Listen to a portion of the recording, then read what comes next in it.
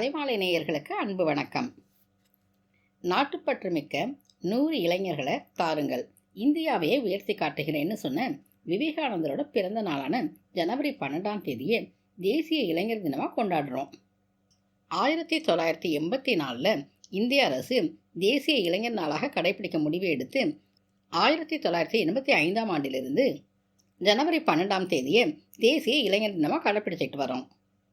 விவேகானந்தரோட 150வது பிறந்த நாளான 2013ஆம் ஆண்டு ஜனவரி 12ஆம் தேதி அப்போதைய பிரதமர் மன்மோகன் சிங் இந்த பிறந்தநாள் விழாவை இந்த ஆண்டு முழுதும் கொண்டாட வேணும்னு தன்னோட வாழ்த்துறையில் சொல்லியிருக்கிறாரு.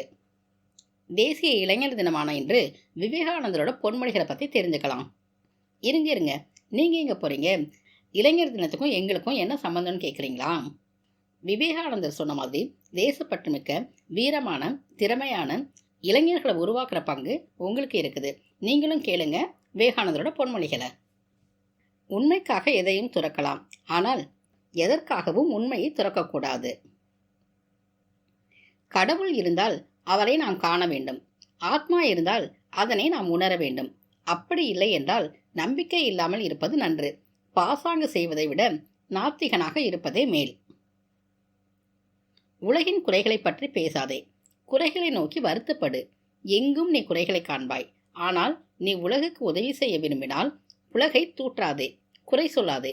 குறை சொல்லி உலகை இன்னும் பலவீனப்படுத்தாதே. உலகின் குறைகள் குற்றங்கள் எல்லாம் அதன் பலவீனத்தால் விளைபவை அல்லவா? செயல் நன்று, சிந்தித்து செயலாற்றுவதே நன்று. உனது மனதை உயர்ந்த லட்சியங்களாலும் சிந்தனைகளாலும் நிரப்பு. அவற்றை ஒவ்வொரு நாளின் பகலிலும் இரவிலும் உன் முன் நிறுத்து. அதிலிருந்து நல் செயல்கள் விளையும். வாழ்வும் சாவும், நன்மையும் தீமையும், அறிவும் அறியாமையும் ஆகியவற்றின் கலவைதான் மாயா அல்லது பிரபஞ்சத்தின் இயல்பு.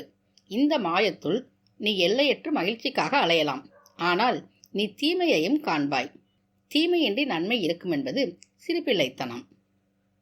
உலகில் உள்ள தீமைகளை பற்றியே நாம் வருந்துகிறோம். நாம் உள்ளத்தில் எழும் லட்சியங்களை பற்றி சிறிதும் கவலை கொள்வதில்லை. உள்ளத்தை ஒழுங்குபடுத்தினால் இந்த உலகமே ஒழுங்காகிவிடும். சுயநலமின்மை, சுயநலம் என்பவற்றை தவிர கடவுளுக்கும் சாத்தானுக்கும் எவ்வித வேறுபாடும் இல்லை. எப்போதும் பொறாமையை விளக்குங்கள். இதுவரையிலும் நீங்கள் செய்யாத மகத்தான காரியங்களை எல்லாம் செய்து முடிப்பீர்கள். நமது நாடு வீரர்களை வேண்டி நிற்கிறது. வீரர்களாக திகழுங்கள். இளைஞர்களே, தேச முன்னேற்றம் எனும் தேர்ச்சக்கரத்தை கிளப்புவதற்கு உங்கள் தோள்களை கொடுங்கள். இளைஞர்களே, உங்களுக்கு என்னிடம் நம்பிக்கை இருக்குமானால், என்னை நம்புவதற்குரிய தைரியம் இருக்குமானால், ஒளிமயமான எதிர்காலம் உங்களுக்கு காத்திருக்கிறது என்பேன். வலிமையே மகிழ்ச்சிகரமான, நிரந்தரமான, வளமான, அமரத்துவமான வாழ்க்கையாகும். சுயநலம் என்பதை அறவே தூர எறிந்துவிட்டு வேலை செய்யுங்கள். என் குழந்தைகளான நீங்கள் என்னை விட 100 மடங்கு சிறந்தவர்களாக இருக்க வேண்டும் என்று நான் விரும்புகிறேன். நீ எதை நினைக்கிறாயோ அதுவாகவே ஆகிறாய். உன்னை வலிமை உடையவன் என்று நினைத்தால் வலிமை படைத்தவன் ஆவாய். நான் இப்போது இருக்கும் நிலைக்கு நானே பொறுப்பு. விவேகானந்தரின் பொன்மொழிகள் எல்லாம் கேட்டீங்க இல்லையா? அவரோட ஆசைப்படி சுயநலம் பொறாமை எதுவும் இல்லாத தேசப்பற்று மிகுந்த இளைஞனாக இருப்போம் என்று அவரது இந்த பிறந்த நாளில் நாம் ஒவ்வொருவரும் முடிவெடுப்போம்.